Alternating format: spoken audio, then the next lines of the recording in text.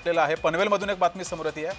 पनवेलमध्ये भाजपाचा विजयोत्सव सुरू झालेला आहे। पनवेलमध्ये भाजपानं यश मिळवलंय। आधीही भाजपाची सत्ता पनवेलमध्ये होती। आमदार प्रशांत ठाकूर यांनी पनवेलकरांचे आभार मानलेले आहेत। पनवेलमध्ये भाजपाला यश मिळाल्यानंतर महानगरपालिकेत भाजपानं पुन्हा वर्चस्व प्रस्थापित केले। त्यानंतर प्रशांत ठाकूर यांनी जनतेचे आभार मानले। तर संभाजीनगरमधून सुद्धा एक बातमी समोर येते। प्रभाग 25 मधून भगवान घडामोडे हे पराभूत झालेले आहेत। प्रभाग 17 मध्ये भाजपाचे 4ही उमेदवार विजयी झालेले आहेत। भाजपानं विरोधकांना मोठा धक्का दिलाय। संभाजीनगरमध्ये भाजपा उमेदवार भगवान घडामोडे मात्र हे पराभूत झाले।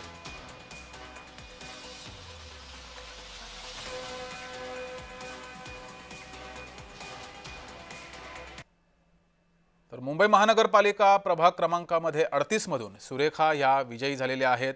मुंबईमधून ही बातमी समोर येते। सुरेखा परब या विजयी झाल्यात।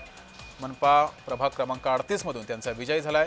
प्रभाग 74 मधून मनसेच्या विद्या आर्या या विजयी झालेल्या आहेत। तर मुंबई मनपा 38 मधून मनसेच्या सुरेखा परब या विजयी झाल्या आहेत।